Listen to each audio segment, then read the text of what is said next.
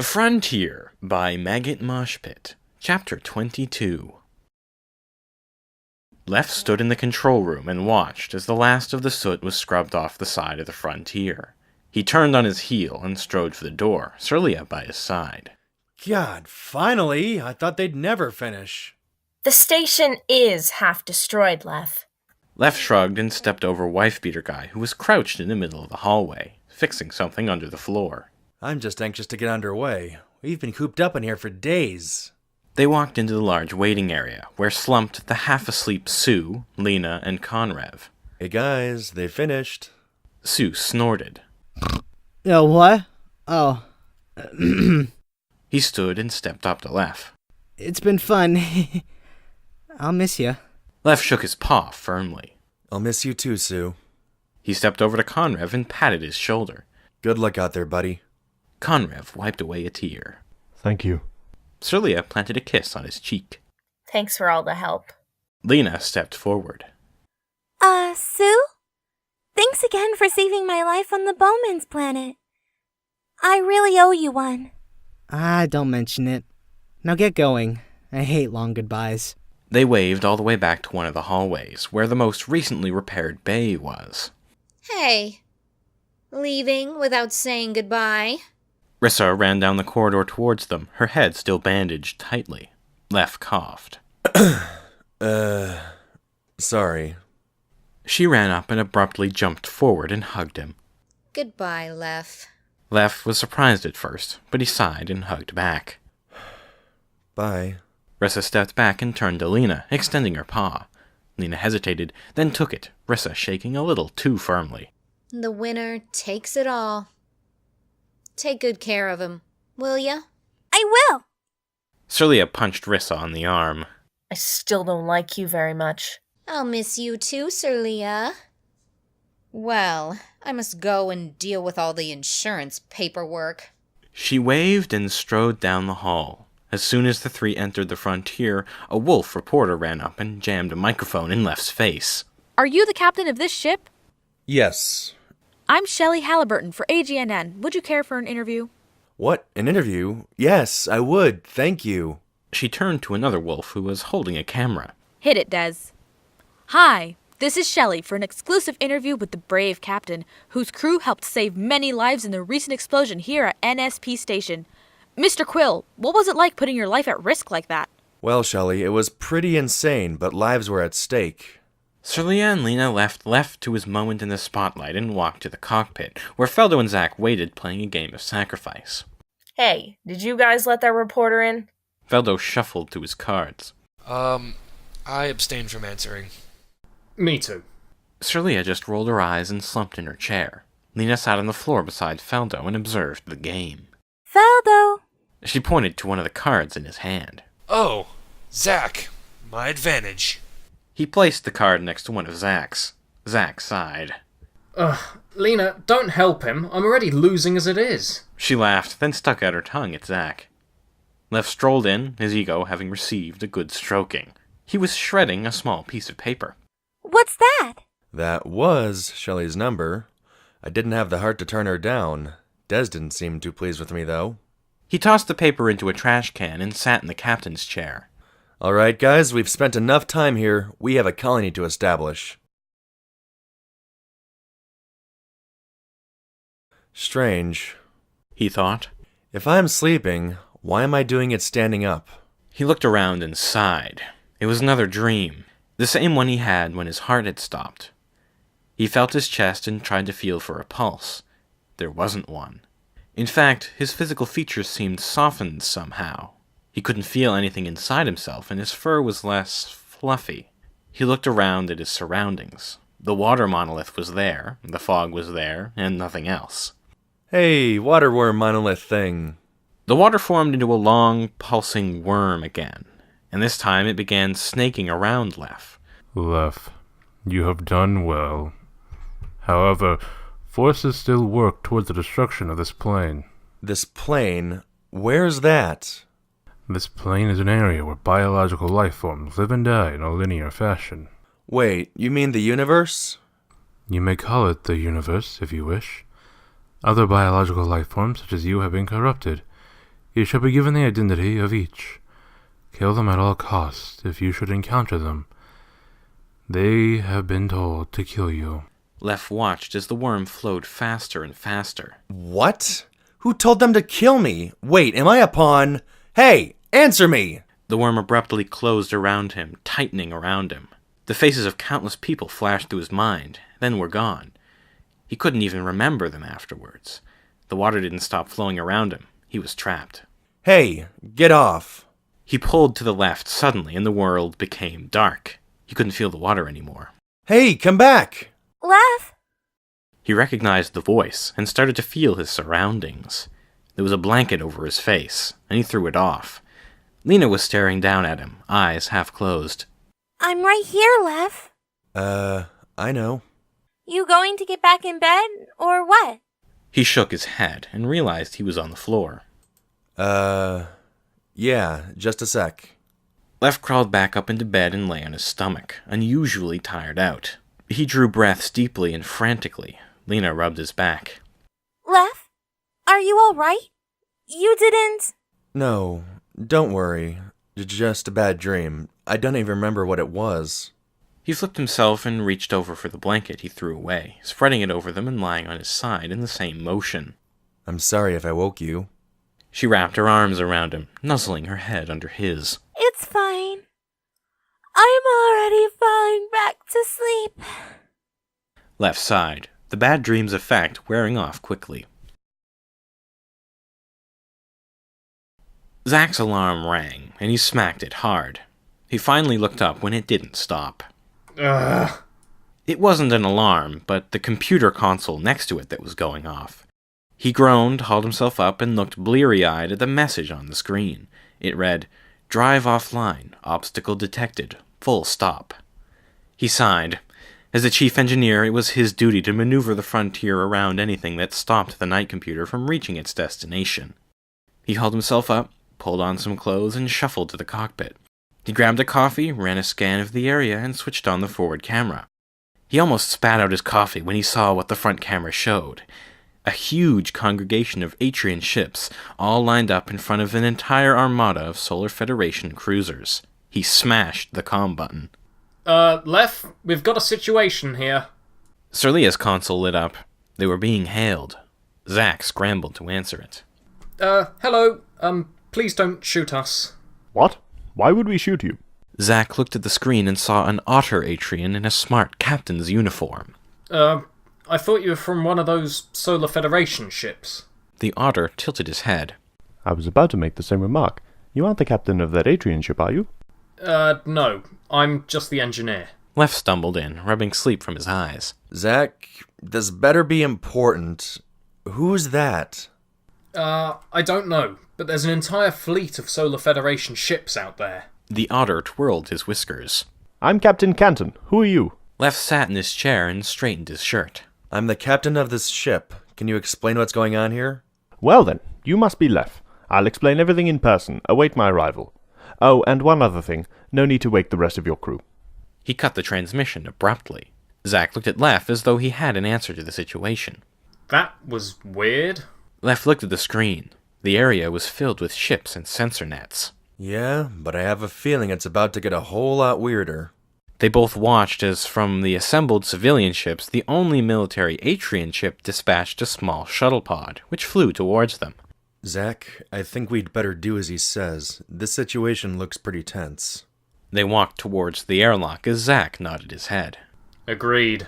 The airlock was already cycling by the time they arrived, and as soon as it finished, Canton stepped out with 2 Special Forces soldiers. Lef tried not to be intimidated by the two. They were heavily armed with plasma-jacketed Seeker assault rifles and reactive combat armor, and their expressions were set grimly. Lef extended his paw to Canton, who brushed by them. No time for chat. I have important business to discuss with you. All right, fine. Come on, Zach. No, not him. Son, go back to your bed and sleep. You look like you need it. Zach eyed the gun in one of the soldiers' paws. Go on, Zach. I'll be fine. He walked down the corridor, glancing back once as Lef led the 3 guests into the conference room. Lef and Canton sat down at the table, but the 2 soldiers stood unmoving. Before Lef could open his mouth, Canton leaned forward and spoke in a low, serious tone. Listen very carefully. If anything we discuss here ever gets out into the public, you will disappear. Lef was stunned for a moment. Sure. But I don't like being threatened. Canton shrugged. Desperate times call for desperate measures. We're in a little bit of a situation right now.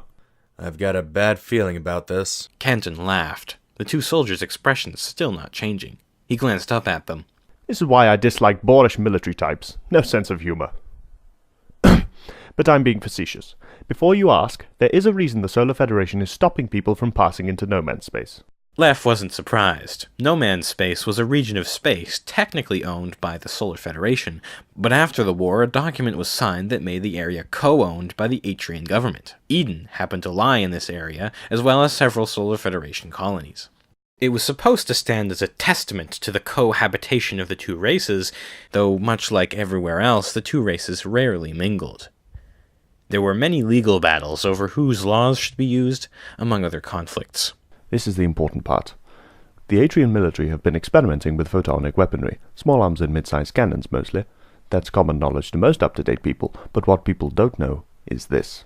Canton looked behind him at the soldiers, then back at Lef. I really can't stress this enough. No one must know anything I'm about to tell you. Lef shook his head. Then don't. Why do you need me for this, whatever it is? Canton folded his paws and sighed. You are a colony ship. You might be able to get through that blockade. Why do you need me through the blockade? Just listen! Lef held up his paws and Canton continued. Atrian spies have uncovered some unsettling news. There are indications that the Solar Federation is mobilizing their slow battleships to no man's space. We don't know what they're for, but in response I and a few others were ordered to carry the prototype photonic weaponry and prepare a demonstration to ward off any attacks and be ready to attack at a moment's notice. Somehow the Solar Federation discovered this, and now they've set up a blockade to stop any Atrian ships from entering no man's space. They know that if we get our weapons set up, they can't make a move. But if they stop us here, they could do whatever it is they're planning on doing in no man's space. This is where you come in. Lef held up a paw. Don't tell me. You want me to smuggle the photonic weaponry across the border for you? Precisely. And if I say no? Canton smiled. Technically, you can't say no. Oh, really? Yeah. Canton handed Lef a datapad. Official orders from the 8th Fleet General directing you to follow all of my orders. Lef tossed the datapad onto the table. I'm not a military officer. I don't take orders from the general. Who pays you? The Atrian government. Yep. And when you signed all that paperwork, you probably didn't read the fine print. Section 31, subparagraph 420, says that you have the rank of acting captain in the Atrian military, and must therefore obey all commands from the general. And if I disobey, you'll haul me off to jail for insubordination. But if I do help you, I'll probably be blown up by the Solar Federation. At least then you have a shot at not having your life ruined. Lef looked at the two soldiers, then at Canton. There really was no way out of this. Canton, you know this is a colony ship. It has 60 innocent colonists on it. If they all die... Lef, this goes beyond you, me, your crew, or my crew. Spare me your propaganda. I'll cooperate. But what am I supposed to tell my crew? Canton shrugged. Tell them we took on some extra cargo. Beyond that, we'll get the Solar Federation to get you through. We use a pretty cool trick in getting here without them noticing. I'm sure we can think of something. Canton stood, and so did Lef. I'll contact you on a secure channel, at which point we'll dock with you and transfer the cargo. In full view of the Solar Federation. Canton smiled and twirled his whiskers again. Don't worry, we have a plan so simple it's foolproof. Marcus Starr was the chief security officer on the Solar Federation light cruiser Mary Celeste. He was slightly short, but muscular. His face was well proportioned, but his hair was short and wiry, and he gave off an air of strength and confidence. He was happy with his job, serving his planet and getting a good pay. However, in this specific situation, he would much rather be literally anywhere else in the Solar Federation. He adjusted his lieutenant's uniform with its single solid stripe and sighed. The woman sitting next to him leaned over. Having trouble with something? Not really. I'm just a little on edge is all. That's good. We need everyone on their toes. After all, we are the only thing keeping the super-secret weapons from crossing the border. She said super secret, as though it was a joke. Hey, this is serious business. Who knows what those Atrians are up to? She frowned at him. I'll pretend I didn't hear that. Sorry. Slip of the tongue. His station beeped, and the display showed 2 Atrian ships moving together. He stood and looked up at the main bridge. Most Solar Federation ships were designed the same way. The main bridge was a raised platform upon which the commander, pilot, and second officer sat. In a ring around the main bridge was a lowered trench that was around 4 feet deep, holding the rest of the bridge crew. Many complained about this design, despite protecting most of the bridge crew from explosions and giving the commander an unobstructed view of space through the panoramic windows, made possible by the cockpit being on the very bottom level of the ship. Marcus called up to Commander Tony, who was sitting in contemplation. Tony was very tall, so tall people called him Beanpole behind his back. He had an amazing beard and a slightly droopy right eye. Sir, the Atrian warship is moving to intercept the cargo ship that just arrived. Let's see it. Marcus pressed a button, and his console's screen was projected as a hologram before Tony. What are they up to? Before he could stop himself, Marcus spoke. Sir, they're probably transferring the weapons. Lieutenant, let's not jump to conclusions. Though you're right, it could be. Marcus sat back down and watched as the 2 ships docked. Left stood by as soldiers wheeled large crates into the frontier, pushing them over to the furthest cargo bay. Solia had been awoken by the noise, and she came over to Lef, a puzzled look on her face. Lef, where did this cargo come from? Oh, we're at a border checkpoint of no man's space, so I decided to stock up on supplies. Solia narrowed her eyes. And why is the military delivering our supplies? Solia, come with me. Lef led her to an out-of-the-way spot. As my first officer, I feel I have to tell you everything. I was, ordered to take on cargo and deliver it. Ordered? By who? The fleet general. Yes, I know, but they can do that. Don't worry, it won't hinder us. Lef, I know you aren't telling me everything. I've known you long enough. They also ordered me to keep some secrets. Solia looked back at the soldiers, pushing away their boxes, then back at Lef. Fine, but if this gets out of hand... Yeah, don't worry about it. Oh, and it looks like the Solar Federation has a whole bunch of ships guarding the border, so don't be alarmed. He smiled disarmingly as she frowned. I'm going back to bed. She stalked off. Lef made sure she was back in her cabin before heading to where the boxes were being kept. He stood next to Canton, who was standing next to one of the crates. Lef gestured at the handle. May I? I don't see the harm. Lef pulled the crate open and looked inside. It was a pile of components that could have been anything. Huh, I was expecting something more grand. I'm sure the Solar Federation has told their people what to look for. Anyway, it's time to hide them. Marcus watched as the frontier broke off and began heading towards the checkpoint. Sir, the cargo ship is moving towards the border. Tony stood up. Vasquez, signal the checkpoint. Tell them that ship has been selected for a random search. Star, Gomez, Situation Room. Tony walked into the next room, where private conferences were held. Marcus climbed a nearby ladder and joined Gomez, the second officer, as they walked into the room. Tony leaned over his desk. Lieutenant, I want you to lead the inspection. Marcus gulped. Yes, Commander. Unfortunately, we can't hold them there for long. Gomez raised an eyebrow. Why not? They're subject to the same laws as the other Atrian ships. Tony pressed a button on his console and turned it towards them. I took the liberty of searching up that ship's registry. It's a colony ship. The Frontier. Marcus nodded, trying to contribute to hide his apprehension. That means we can't hold them for more than a few hours. Exactly. Marcus shook his head. It would take longer than that for a full search. That's why we're going to pull some legal trickery of our own.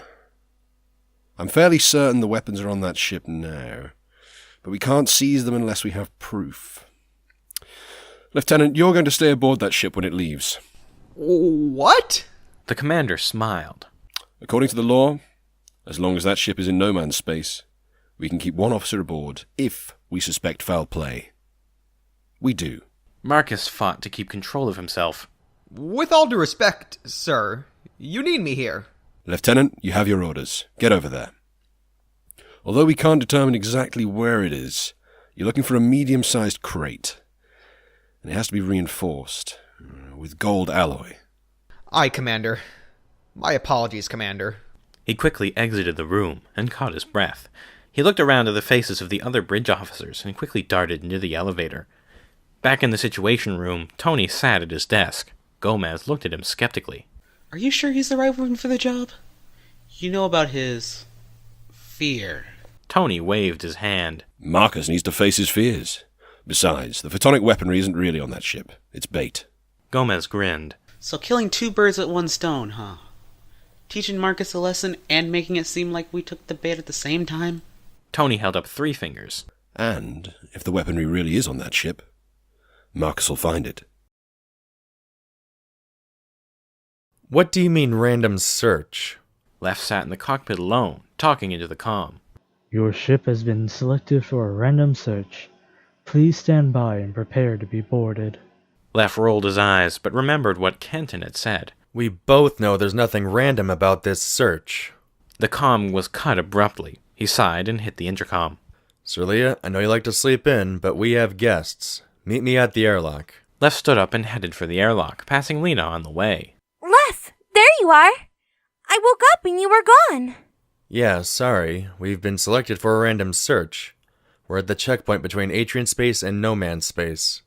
Oh, okay. Left snapped his finger. When you get to the cockpit, wake Zack and Feldo. Okay, but why? I don't like an understaffed cockpit. He walked off before she could formulate an answer. Lena shrugged and took her station, calling Zack, then Feldo. Sirlia was already at the airlock, apparently because she hadn't been able to get back to sleep. She had on a cranky face and glared at Lef as he came in. This better not have anything to do with that cargo. I don't know. The airlock opened, revealing Marcus and 4 officers. He gulped and glanced quickly at Lef and Sirlia before turning to his officers. Start searching the cargo bays. Remember what to look for. They walked off, and Marcus reluctantly turned to the 2 Atrians, nervously adjusting the translator on his uniform. This won't take long. Sirlia bared her fangs subconsciously. It better not. Marcus took a step back. Excuse me. He ran after his comrades. Is it just me, or did that guy look positively terrified? As far as I'm concerned, that's a good thing. Marcus's hour was almost up, and he wiped the sweat off his brow as he checked the 100th Gold Ally reinforced crate. Lef observed him and 2 of his officers silently. Feldo walked up to him and watched as well. Marcus busied himself with the search, but he could feel their eyes on him. He just could. He jumped when his wristwatch beeped. His time was up. He stood and called out to his officers. That's it. Back on the shuttle. They nodded and walked out. Marcus rubbed his neck and walked up to Lef and Feldo. I have orders to stay with you as you, go. Lef frowned. Everything was going according to Canton's plan, until now. What? You can't do that. I won't be keeping you here. And the law says I can continue the search as long as I don't get in the way. Lef resisted the urge to slap his knee and shout, "Damn." Alright. Feldo felt sorry for the officer, not really knowing what was going on. Marcus was just a poor officer set on a routine duty, and not sent to find a secret cache of weapons. Buck up there, buddy. I know the H model's a crap bucket, but it's nice and comfy. He patted Marcus on the back, but it just made Marcus seem more tense. He coughed and turned around to get back to his search. Once back in the cockpit, Lef addressed the crew, cursing Canton for making him lie through his teeth. So, we've taken on some extra supplies from another Atrian ship and have been tasked with bringing it to the coordinates I have punched in. We also have an inspector of sorts on board. Just ignore him. We'll let him off when he's done. Alright, Lena, take us out of the checkpoint and let's continue on. Tony watched as the Frontier jumped into hyperspace. He turned his attention to the Atrian warship now approaching the checkpoint. Hail the checkpoint again. That ship has also been selected.